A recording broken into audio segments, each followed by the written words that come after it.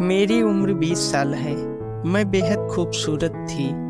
मैं अपने माता पिता की इकलौती संतान हूँ। माता पिता ने मुझे बहुत लाड प्यार से पाला है, इंटर तक पढ़ाया भी है। मगर घर की हालत सही नहीं होने की वजह से मुझे दूसरों के घरों में खाना बनाने का काम करना पड़ा। मैं ममता देवी के यहाँ खाना बनाने का काम करती थी। उनका बड़ा बेटा आकाश और बहू शीतल जॉब पर जाते थे। छोटा बेटा विकास भी एक कंपनी में काम करता था। उसकी अभी शादी नहीं हुई थी और वह मेरी तरफ आकर्षित था। एक दिन मैं जल्दी जल्दी काम निपटा रही थी। दाल और सब्जी बना चुकी थी, बस रोटी बनाना बाकी था। तभी विकास किचन में दाखिल हुआ और मेरे करीब रखे गिलास को उठाने लगा। उसने जानबूझकर मुझको हौले से स्पर्श करते हुए गिलास उठाया और पानी लेकर बाहर निकल गया। मेरी धड़कनें बढ़ गईं। एक नशा सा मेरे बदन को महकाने लगा। मैंने चाहत भरी नजरों से विकास की तरफ देखा, जो मुझे ही निहार रहा था। मेरी धड़कनें फिर से ठहर गईं। मुझे लगा जैसे पूरे जहान का प्यार लिए विकास ने मुझे आगोश में ले लिया हो और मैं दुनिया को भूलकर विकास में खो गई। तभी ममता देवी अखबार ढूंढती हुई कमरे में दाखिल हुई और मेरा सपना टूट गया। नजरें चुराती हुई मैं फिर से काम में लग गई। मैं जानती थी कि विकास ऊंची जात का पढ़ा लिखा लड़का है और विकास के साथ मेरा कोई मेल नहीं हो सकता। मगर कहते हैं ना कि प्यार ऐसा नशा है जो अच्छों की बुद्धि पर ताला लगा देता है। प्यार के एहसास में डूबा व्यक्ति सही गलत, ऊंच नीच, अच्छा बुरा कुछ भी नहीं समझता। उसे तो बस किसी एक शख्स का ख्याल ही हर पल रहने लगता है और यही हो रहा था मेरे साथ भी। मुझे सोते जागते हर समय विकास ही नजर आने लगा था। धीरे धीरे वक्त गुजरता गया, विकास की हिम्मत बढ़ती गई और मैं भी उसके आगे कमजोर पड़ती गई। एक दिन मौका देखकर विकास ने मुझे बाहों में भर लिया। मैंने खुद को छुड़ाने का प्रयास करते हुए कहा, विकास जी, माँ जी ने देख लिया तो क्या सोचेंगी? माँ सो रही है, तुम उनकी चिंता मत करो। बहुत मुश्किल से आज हमें ये पल मिले हैं, इन्हें बर्बाद न करो। मगर विकास जी, यह सही नहीं है। आपका और मेरा कोई मेल नहीं। मैं अब भी सहज नहीं थी। ऐसी बात नहीं है राखी, मैं तुमसे प्यार करने लगा हूँ। प्यार में कोई बड़ा छोटा नहीं होता, बस मुझे इन जुल्फों में कैद हो जाने दो। गुलाब की पंखुड़ी जैसे इन लबों को एक दफा छू लेने दो। विकास किसी भी तरह मुझको पाना चाहता था। मैं अंदर से डरी हुई थी, मगर विकास का प्यार मुझे उसकी तरफ खींच रहा था। आखिर मैंने भी हथियार डाल दिए। मैं एक प्रेसी की भांत विकास के सीने से लग गई। हम दोनों एक दूसरे के आलिंगन में बंधे प्यार की गहराई में डूबते रहे। जब होश आया तो मेरी आंखें छलछला आईं। मैं बोली, आप मेरा साथ तो दोगे ना? जमाने की भीड़ में मुझे अकेला तो नहीं छोड़ दोगे? पागल हो क्या? प्यार करता हूँ, छोड़ कैसे दूंगा? कहकर उसने फिर से मुझको चूम लिया। मैं फिर से उसके सीने में दुबक गई। वक्त फिर ठहर सा गया। अब तो ऐसा अक्सर होने लगा। विकास प्यार का दावा करके मुझको करीब ले आता। हम दोनों ने ही प्यार के रास्ते पर बढ़ते हुए मर्यादाओं की सीमा रेखाएं तोड़ दी थी।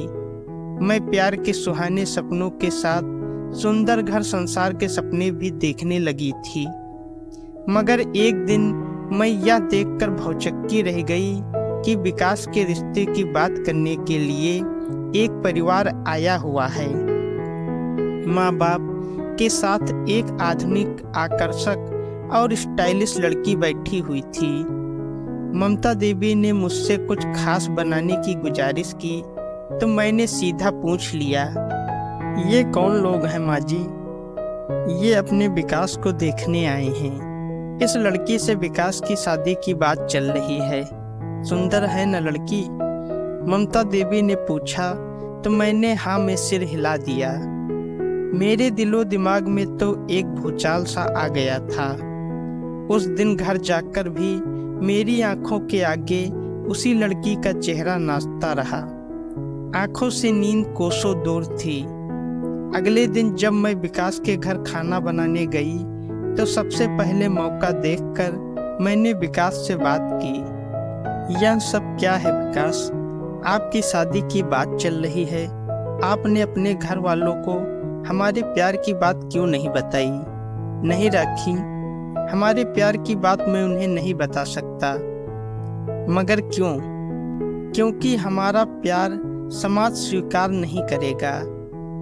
मेरे माँ बाप कभी नहीं मानेंगे कि मैं एक नीची जात की लड़की से शादी करूं। विकास ने बेशर्मी से कहा। तो फिर प्यार क्यों किया था आपने? शादी नहीं करनी थी तो मुझे सपने क्यों दिखाए थे? तड़प कर मैं बोली। देखो राखी, समझने का प्रयास करो। प्यार हम दोनों ने किया है। प्यार के लिए केवल हम दोनों की रजामंदी चाहिए थी। मगर शादी एक सामाजिक रिश्ता है। शादी के लिए समाज की अनुमति भी चाहिए। शादी तो मुझे घर वालों के कहे अनुसार ही करनी होगी। यानी प्यार नहीं, आपने प्यार का नाटक खेला है मेरे साथ। मैं नहीं, केवल मेरा शरीर चाहिए था। क्यों कहा था मुझे कि कभी अकेला नहीं छोड़ोगे? मैं तुम्हें अकेला कहाँ छोड़ रहा हूँ राखी। मैं तो अब भी तुमसे ही प्यार करता हूँ मेरी जान। यकीन मानो, हमारा यह प्यार हमेशा बना रहेगा। शादी भले ही उससे कर लूँ, मगर हम दोनों पहले की तरह ही मिलते रहेंगे। हमारा रिश्ता वैसे ही चलता रहेगा। मैं हमेशा तुम्हारा बना रहूँगा। मुझको कसकर पकड़ते हुए विकास ने कहा। मुझको लगा जैसे हजारों बिच्छुओं ने मुझे जकड़ रखा हो। मैं खुद को विकास के बंधन से आजाद कर काम में लग गई। आंखों से आंसू बहे जा रहे थे और दिल तड़प रहा था। घर आकर मैं सारी रात सोचती रही। विकास की बेवफाई और अपनी मजबूरी मुझे रह रहकर कचोट रही थी। विकास के लिए भले ही यह प्यार तन की भूख थी, मगर मैंने तो हृदय से चाहा था उसे। तभी तो अपना सब कुछ समर्पित कर दिया था। इतनी आसानी से मैं विकास को माफ नहीं कर सकती थी। उसके किए की सजा तो देनी ही होगी। मैं पूरी रात यही सोचती रही कि विकास को सबक कैसे सिखाया जाए। आखिर मुझे समझ आ गया कि मैं विकास से बदला कैसे ले सकती हूँ। अगले दिन से ही मैंने बदले की पटकथा लिखनी शुरू कर दी थी। उस दिन मैं ज्यादा ही बन सवर कर विकास के घर खाना बनाने पहुंची। विकास शाम की शिफ्ट में ऑफिस जाता था। ममता देवी हर दूसरे दिन दोपहर में घर से बाहर अपनी सखियों से मिलने जाती थी। पिताजी के पैर में तकलीफ थी, इसलिए वे बिस्तर पर ही पड़े रहते थे। दोपहर में ममता देवी के जाने के बाद मैं विकास के पास चली आई और उसका हाथ पकड़कर बोली, विकास, आपकी शादी की बात सुनकर मैं दुखी हो गई थी, मगर अब मैंने खुद को संभाल लिया है। शादी से पहले के इन दिनों को मैं भरपूर एंजॉय करना चाहती हूँ। आपकी बाहों में खो जाना चाहती हूँ। विकास की तो मनमांगी मुराद पूरी हो रही थी। उसने झट से मुझको करीब खींच लिया। हम दोनों एक दूसरे की आगोश में खोते चले गए। बेड पर विकास की बाहों में मचलते हुए मैंने सवाल किया, कल आप सच कह रहे थे विकास? शादी के बाद भी आप मुझसे ये रिश्ता बनाए रखोगे ना? हाँ राखी, इसमें तुम्हें शक क्यों है? शादी एक चीज होती है और प्यार दूसरी चीज। हम दोनों का प्यार और शरीर का यह मिलन हमेशा कायम रहेगा। शादी के बाद भी यह रिश्ता ऐसे ही चलता रहेगा। कहकर विकास फिर से मुझको बेतहाशा चूमने लगा। शाम को मैं अपने घर लौट आई। मुझे खुद से घिन आ रही थी। मैं बाथरूम में गई और नहाकर बाहर निकली, फिर मोबाइल लेकर बैठ गई। आज के हमारे शारीरिक मिलन का एक एक पल इस मोबाइल में कैद था। मैंने बड़ी होशियारी से मोबाइल का कैमरा ऑन करके ऐसी जगह रखा था जहां से हम दोनों की सारी हरकतें कैद हो गई थी। काफी देर तक का लंबा अतरंग वीडियो था। एक हफ्ते के अंदर मैंने ऐसे 2-3 वीडियो और शूट कर लिए। फिर वीडियोज एडिट करके बड़ी चतुराई से मैंने अपने चेहरे को छिपा दिया। कुछ दिनों में विकास की शादी हो गई। 15 दिनों के अंदर ही मैंने विकास की पत्नी से दोस्ती कर ली और उसका मोबाइल नंबर ले लिया। अगले दिन मैंने ममता देवी को कह दिया कि मेरी दिल्ली में जॉब लग गई है और अब काम पर नहीं आ पाऊंगी। उस दिन मैं विकास से मिली भी नहीं और घर चली आई। अगले दिन सुबह सुबह मैंने अपने और विकास के 2 अतरंग वीडियो विकास की पत्नी को व्हाट्सएप कर दिए। 2 घंटे बाद मैंने एक और वीडियो व्हाट्सएप किया और चैन से घर के काम निपटाने लगी। शाम 4 बजे के करीब विकास का फोन आया। मुझको इसका अंदाजा पहले से था। मैंने मुस्कुराते हुए फोन उठाया तो सामने से विकास का रोता हुआ स्वर सुनाई दिया। राखी, तुमने यह क्या किया मेरे साथ?